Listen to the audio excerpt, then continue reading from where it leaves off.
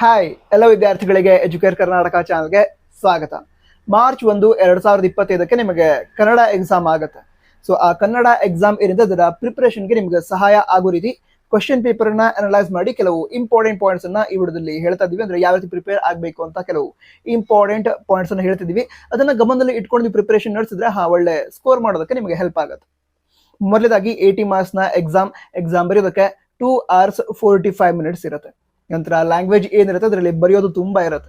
ಅದಕ್ಕೋಸ್ಕರ ನಿಮ್ಮ hand writing ನೋಡೋದಕ್ಕೂ ಕೂಡ ಚೆನ್ನಾಗಿದ್ರೆ ಹಾಗೆ ಫಾಸ್ಟ್ ಆಗಿ ಕೂಡ ಬರೆಯೋದಕ್ಕೆ ನಿಮಗೆ ಎಬಿಲಿಟಿ ಇದ್ರೆ ಕನ್ನಡ ಎಕ್ಸಾಮ್ ಅಲ್ಲಿ ಒಳ್ಳೆ ಸ್ಕೋರ್ ಮಾಡೋದಕ್ಕೆ ನಿಮ್ಗೆ ಆಗತ್ತೆ. ನಂತರ ಗ್ರಾಮರ್ ಆಗಿರ್ಬಹುದು, ನಂತರ ಕೆಲವು ವಿಷಯಗಳ ಬಗ್ಗೆ ಫೋಕಸ್ ಮಾಡಬೇಕು. ಬಟ್ ನಿಮ್ಮ ಹ್ಯಾಂಡ್ ರೈಟಿಂಗ್ ಫಾಸ್ಟ್ ಆಗಿ ಹಾಗೆ ಚೆನ್ನಾಗಿ ಇದ್ರೆ ಒಳ್ಳೆ ಸ್ಕೋರ್ ಮಾಡೋದಕ್ಕೆ ಕೂಡ ಆಗುತ್ತೆ. ಈಗ ಮೊದಲಾಗಿ ಪಾರ್ಟ್ ಎ ಏನಿರುತ್ತೆ ಅದರಲ್ಲಿ 1 ಅಂಕದ 20 ಪ್ರಶ್ನೆಗಳು ಇರುತ್ತೆ. 1 marks ನ 20 ಕ್ವಶನ್ ಇರುತ್ತೆ.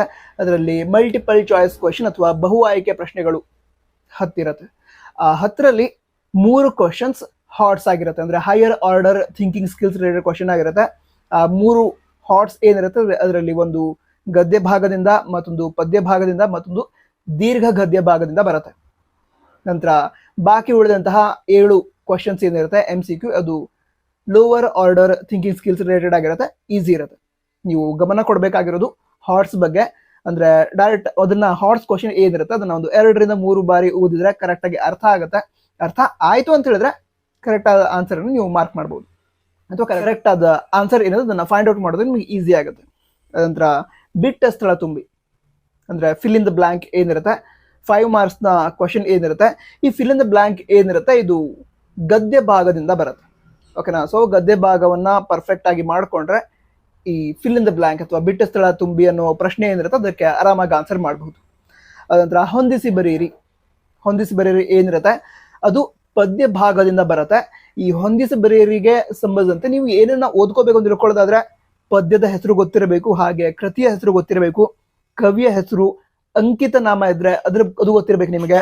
ಹಾಗೆ ಕಾವ್ಯದ ಪ್ರಕಾರ, ಕಾವ್ಯಗಳಲ್ಲಿ ಬೇರೆ ಬೇರೆ ಪ್ರಕಾರಗಳು ಏನಿದಾವೆ ಅವುಗಳ ಬಗ್ಗೆ ಗೊತ್ತಿರಬೇಕು, ಅವುಗಳ ಗುಣಲಕ್ಷಣದ ಬಗ್ಗೆ ನಿಮಗೆ ಗೊತ್ತಿರಬೇಕು. ಹಾಗೆ ಈಗ ಆಕರ ಗ್ರಂಥ ಅಂತ ಬರುತ್ತೆ. ಸೊ ಆಕರ ಗ್ರಂಥ ಅವುಗಳ ಹೆಸರು ಕೂಡ ನಿಮಗೆ ನೆನಪಿನಲ್ಲಿ ಇರಬೇಕು. ಇವುಗಳನ್ನ ಚೆನ್ನಾಗಿ ನೆನಪಿನಲ್ಲಿ ಇಟ್ಕೊಂಡ್ರೆ ಈ ಹೊಂದಿಸಿ ಬರೀರಿ ಏನಿದೆ ಅದರಲ್ಲಿ ಆರಾಮಾಗಿ 5 marks ಅನ್ನ ಸ್ಕೋರ್ ಮಾಡಬಹುದು. ಕ್ವಶನ್ ನಂಬರ್ 16 ಇದು ಏನು ಹೊಂದಿಸಿ ಬರೀರಿಗೆ ಸಂಬಂಧಿಸಿದ್ದು ಆಗಿರುತ್ತೆ. ನಂತರ ಮುಂದಿನ ವಿಷಯ ತಿಳ್ಕೊಳ್ಳೋದಾದ್ರೆ ಆ ವಿಭಾಗ ಅಂತ ಇರುತ್ತೆ, ಅಥವಾ ಪಾರ್ಟ್ ಬಿ ಅಂತ ಬೇರೆ ಸಬ್ಜೆಕ್ಟ್ ಇರುತ್ತೆ ಅಲ್ವಾ, ಅದೇ ರೀತಿ ಆ ವಿಭಾಗ ಅಂತ ಇರುತ್ತೆ. ಅದರಲ್ಲಿ 2 marks ನ ಕ್ವಶನ್ ಇರುತ್ತೆ. ಇದು ಕೂಡ ಗದ್ಯ ಭಾಗ, ಪದ್ಯ ಭಾಗ, ಹಾಗೆ ದೀರ್ಘ ಗದ್ಯ ಭಾಗ. ಸೊ ಅದಕ್ಕೆ ಸಂಬಂಧಂತಹ ಕ್ವಶನ್ಸ್ ಬಂದಿರುತ್ತೆ. ಇದರಲ್ಲಿ ಚಾಯ್ಸಸ್ ಕೂಡ ಇರುತ್ತೆ. ನಿಮಗೆ ಯಾವುದಾದ್ರು ಒಂದು ಕ್ವಶನ್ ಡಿಫಿಕಲ್ಟ್ ಅಂತಿದ್ರೆ ಅದನ್ನ ಬಿಟ್ಟು ಗೊತ್ತಿರುವಂತಹ ಆನ್ಸರ್ನ ಕರೆಕ್ಟ್ ಆಗಿ ಬರಿಬೇಕು. ನಂತರ 2 ರಿಂದ 3 ವಾಕ್ಯದಲ್ಲಿ ಉತ್ತರಿಸಿ ಅಂತ ಕೊಟ್ಟಿರ್ತಾರೆ. ನೀವು ಕೇವಲ 2 ರಿಂದ 3 ವಾಕ್ಯದಲ್ಲಿ ಉತ್ತರಿಸಿದ್ರೆ ಸಾಕಾಗಲ್ಲ, ಸ್ವಲ್ಪ ಜಾಸ್ತಿ ಎಕ್ಸ್ಪ್ಲೈನ್ ಮಾಡಬೇಕು.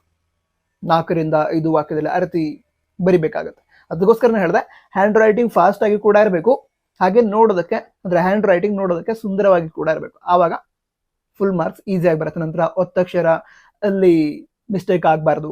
ಈ ರೀತಿ ಗ್ರಾಮರ್ ಎಲ್ಲ ಕರೆಕ್ಟ್ ಆಗಿರ್ಬೇಕು. ನೀವು ಬರೆದಿರುವಂತಹ ಸೆಂಟೆನ್ಸಸ್ ಏನಿರುತ್ತೆ, ವಾಕ್ಯಗಳು, ಅದರಲ್ಲಿ ಎಲ್ಲ ಒತ್ತಕ್ಷರ ಆಗಿರ್ಬಹುದು, ದೀರ್ಘ ಕೊಡೋದಾಗಿರ್ಬಹುದು, ಎಲ್ಲ ಕರೆಕ್ಟ್ ಆಗಿ ಇರಬೇಕು. ಕರೆಕ್ಟ್ ಆಗಿ ಇದ್ರೆ ಫುಲ್ ಮಾರ್ಕ್ಸ್ ಸಿಗುತ್ತೆ. ನಂತರ ಮುಂದಿನ ವಿಷಯ ತಿಳ್ಕೊಳ್ತಾ ಹೋಗೋದಾದ್ರೆ ಕ್ವಶನ್ ನಂಬರ್ 40 ಏನಿರುತ್ತೆ ಅದು ಹಾಟ್ಸ್ ರಿಲೇಟೆಡ್ ಆಗಿರುತ್ತೆ. ಅಂದ್ರೆ higher order thinkings related question ಆಗಿರುತ್ತೆ. ಯಾವುದು ಕ್ವಶನ್ ನಂಬರ್ 40.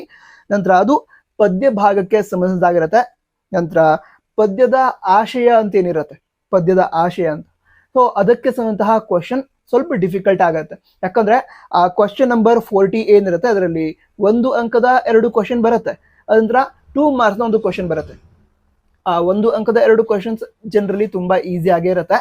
ಬಟ್ 2 marks ನ ಕ್ವಶನ್ ಏನಿದೆ, ಕ್ವಶನ್ ನಂಬರ್ 40 ಅಲ್ಲಿ ಬರುವಂತಹ 2 marks ಕ್ವಶನ್, ಅದು ಪದ್ಯದ ಆಶಯಕ್ಕೆ ಸಂಬಂಧಿಸಿದ್ದು.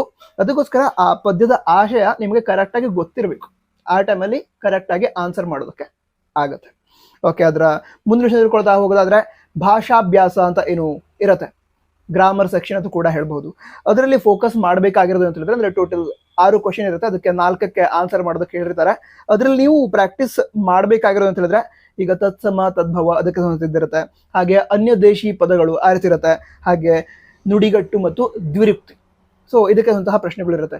ಈಗ ನುಡಿಗಟ್ಟನ್ನ ಬಳಸಿ ವಾಕ್ಯವನ್ನ ಬರೀರಿ ಅಂತ ಹೇಳಿರ್ತಾರೆ. ಸೊ ಆ ಟೈಮಲ್ಲಿ ಆ ನುಡಿಗಟ್ಟಿನ ಅರ್ಥ ಏನಿರುತ್ತೆ ಅದನ್ನ ತಿಳ್ಕೊಳ್ಬೇಕು. ಈಗ ನೋಡೋದಕ್ಕೆ ನುಡಿಗಟ್ಟು ಒಂದ್ ರೀತಿ ಕಾಣುತ್ತೆ, ಸೊ ಅದನ್ನ ಡೈರೆಕ್ಟ್ ಆಗಿ ಸೆಂಟೆನ್ಸ್ ಅಲ್ಲಿ ಬರೆಸ್ಬಿಟ್ರೆ ಆಗಲ್ಲ. ಅದನ್ನ ಮೀನಿಂಗ್ ಅನ್ನ ಕರೆಕ್ಟ್ ಆಗಿ ಅರ್ಥ ಮಾಡ್ಕೊಂಡು ಅದನ್ನ ಸೆಂಟೆನ್ಸ್ ಅಲ್ಲಿ ಯೂಸ್ ಮಾಡ್ಬೇಕು, ಆವಾಗ ಫುಲ್ ಮಾರ್ಕ್ಸ್ ಸಿಗತ್ತೆ, ಅಥವಾ ಆವಾಗ ಮಾರ್ಕ್ಸ್ ಕೊಡ್ತಾರೆ. ಈಗ ನುಡಿಗಟ್ಟನ್ನ ಹೇಗೋ ಯೂಸ್ ಮಾಡ್ಬಿಟ್ರಿ ಮಾರ್ಕ್ಸ್ ಕೊಡಲ್ಲ. ಕರೆಕ್ಟ್ ಅದರ ಮೀನಿಂಗ್ ಏನಿದೆ, ನುಡಿಗಟ್ಟಿನ ಮೀನಿಂಗ್ ಏನಿದೆ ಅದು ಬರೋ ರೀತಿ ಸೆಂಟೆನ್ಸ್ ಕ್ರಿಯೇಟ್ ಮಾಡಬೇಕು, ಅವಾಗ ಫುಲ್ ಮಾರ್ಕ್ಸ್ ಸಿಗುತ್ತೆ ನಿಮಗೆ. ಅದಂತರ ಮುಂದಿನ ವಿಷಯವನ್ನ ತಿಳಿದುಕೊಳ್ತಾ ಹೋಗೋದಾದ್ರೆ, ಪ್ರಬಂಧ ಏನಿರುತ್ತೆ ಅದನ್ನ ಬರಿಬೇಕಾದ್ರೆ ಕರೆಕ್ಟ್ ಆದ ಫಾರ್ಮೆಟ್ ಏನಿದೆ, ಪ್ರಬಂಧ ಬರೆಯುವಂತಹ ಫಾರ್ಮೆಟ್ ಅದರಲ್ಲೇ ಬರಿಬೇಕಾಗತ್ತೆ. ಅಂದ್ರೆ ಪೀಠಿಕೆ, ವಿಷಯದ ನಿರೂಪಣೆ ಹಾಗೆ ಉಪಸಂಹಾರ, ಇದು ಕರೆಕ್ಟ್ ಆಗಿ ಬರಿಬೇಕು. ಇವಲ್ಲೀಗ ಪೀಠಿಕೆ ಅಂತ ಬರದೇ ಬರಿಬೇಕು ಅಂತ ಹೇಳಿಲ್ಲ, ಅದೇ ರೀತಿ ನಿರೂಪಣೆ ಅಂತ ಬರಿಬೇಕು ಅಂತ ಹೇಳಿಲ್ಲ, ಉಪಸಂಹಾರ ಅಂತ ಬರಿಬೇಕು ಅಂತಿಲ್ಲ. ಬಟ್ ಈಗ ಪೀಠಿಕೆಯಲ್ಲಿ ಬರಿಬೇಕಾದ ವಿಷಯವನ್ನ ಬರಿಬೇಕು, ಅಂದ್ರೆ ಅದನ್ನು ಓದ್ದಾಗ್ಲೇ ಗೊತ್ತಾಗಬೇಕು ಇದು ಪೀಠಿಕೆ ಅಂತ. ಸರಿನಾ? ನೀವೀಗಲ್ಲ ಪೀಠಿಕೆ ಅಂತ ಬರದೇ ಬರೆದ್ರು ಕೂಡ ನಡೆಯುತ್ತೆ, ಏನೋ ಪ್ರಾಬ್ಲಮ್ ಇಲ್ಲ. ಬಟ್ ಪೀಠಿಕೆ ಅನ್ನೋ ವಿಷಯ ಏನಿರುತ್ತೆ, ಅದರಲ್ಲಿ ಏನು ಬರೆಯುವಂತಹ ವಿಷಯಗಳಿರುತ್ತೆ ಅದನ್ನ ಕರೆಕ್ಟ್ ಆಗಿ ಬರಿಬೇಕು. ಅದಂತರ ಅದೇ ನಿರೂಪಣೆ ಉಪಸಂಹಾರ ಅದನ್ನ ಕರೆಕ್ಟ್ ಆಗಿ ಬರಿಬೇಕಾಗತ್ತೆ. ಅದ್ರ ನಂತರ ಈಗ 2 ಕೊಟ್ಟಿರ್ತಾರೆ, ಪ್ರಬಂಧಕ್ಕೆ ಟಾಪಿಕ್ 2 ಕೊಟ್ಟಿರ್ತಾರೆ, ಅದರಲ್ಲಿ ಒಂದನ್ನ ಸೆಲೆಕ್ಟ್ ಮಾಡಿ ಬರೀತೀರ. ಆ ಟೈಮಲ್ಲಿ ಕೊಟ್ಟಿರುವಂತಹ 2 ಟಾಪಿಕ್ಸ್ ಏನಿದಾವೆ ಅವುಗಳಲ್ಲಿ ಯಾವುದ್ರ ಬಗ್ಗೆ ನಿಮಗೆ ಜಾಸ್ತಿ ನಾಲೆಜ್ ಇದೆ, ಅದನ್ನ ತಿಳಿದುಕೊಂಡು ನೀವು ಟಾಪಿಕ್ ಅನ್ನ ಆಯ್ಕೆ ಮಾಡಿ ಬರಿಬೇಕಾಗತ್ತೆ. ಓಕೆ. ನಂತರ ಪತ್ರಲೇಖನ, ಇದಕ್ಕೆ ಸಂಬಂಧ ಈ ವರ್ಷ ಕೆಲವು ಚೇಂಜಸ್ ಅನ್ನ ಮಾಡಿದ್ದಾರೆ. ಅಂದ್ರೆ ಹಿಂದಿನ ವರ್ಷಗಳಲ್ಲಿ ಏನಾಗುತ್ತೆ ಅಂತ ಹೇಳಿದ್ರೆ, ಈಗ ಪತ್ರಲೇಖನ ಬರಿಬೇಕಾದ್ರೆ, ಅದ್ರ ಲೆಟರ್ ಬರಿಬೇಕಾದ್ರೆ ನೀವು ಏನ್ ಮಾಡ್ತಿದ್ರೆ XYZ ಅಂತ ಅಥವಾ ಅಬಕ ಅಂತ ಬರೆದು ಲೆಟರ್ನ ಬರೀತಾ ಹೋಗ್ತಿದ್ರಿ. ಬಟ್ ಈ ವರ್ಷದಿಂದ ಏನಾಗಿದೆ ಅಂತ ಹೇಳಿದ್ರೆ, ಫ್ರಾಮ್ ಅಡ್ರೆಸ್ ಹಾಗೆ ಟು ಅಡ್ರೆಸ್ ಅನ್ನ ಅಲ್ಲೇ ಕೊಟ್ಟಿರ್ತಾರೆ. ಅಲ್ಲಿ ಕೊಟ್ಟಿರುವಂತಹ ಅಡ್ರೆಸ್ ಏನಿದೆ ಅದನ್ನೇ ಬರೆದು, ಅಂದ್ರೆ ನೀವು ಹೀಗೆ ಅಂದುಕೊಂಡು ಅಂತ ಬರೆದಿರ್ತಾರೆ. ಅಂದ್ರೆ ನಿಮ್ಮ ಹೆಸರೇನೋ ಒಂದು, ಈಗ ನೀವು ಅಂತ ಬರೆದು ಅಲ್ಲಿ ಒಂದು ಅಡ್ರೆಸ್ ಕೊಟ್ಟಿರ್ತಾರೆ, ಇಂಥ ಹೆಸರು ಅಂತ ಎಲ್ಲ ಕೊಟ್ಟಿರ್ತಾರೆ. ಸೊ ಅದನ್ನ ನೀವು ಅಂದ್ಕೊಂಡು ಬರೀರಿ ಅಂತ ಹೇಳಿರ್ತಾರೆ. ಸೊ ಫ್ರಾಮ್ ಅಡ್ರೆಸ್ ಅಲ್ಲಿ ಏನ್ ಬರೀತೀರಾ, ಅಲ್ಲಿ ಕೊಟ್ಟಿರುವಂತಹ ಅಡ್ರೆಸ್ ಅನ್ನ ಬರೀತೀರಾ. ಹಾಗೆ ಟು ಅಡ್ರೆಸ್ ಅಲ್ಲೂ ಕೂಡ ಅವ್ರು ಏನ್ ಕೊಟ್ಟಿದ್ದಾರೆ ಅದನ್ನೇ ಬರೀತೀರಾ. ನಂತರ ಯಾವ ವಿಷಯಕ್ಕೆ ಸಂಬಂಧಿಸಿದಂತೆ ಪತ್ರಲೇಖನ ಅಥವಾ ಲೆಟರ್ ಅನ್ನ ಬರೆಯೋದಕ್ಕೆ ಹೇಳಿದಾರೆ ಅದನ್ನ ಆಧರಿಸಿ ಲೆಟರ್ ಅನ್ನ ಬರಿಬೇಕಾಗತ್ತೆ. ನಂತರ ಈ ಲೆಟರ್ ಅಥವಾ ಪತ್ರಲೇಖನದಲ್ಲಿ 2 ರೀತಿ ಇರುತ್ತೆ.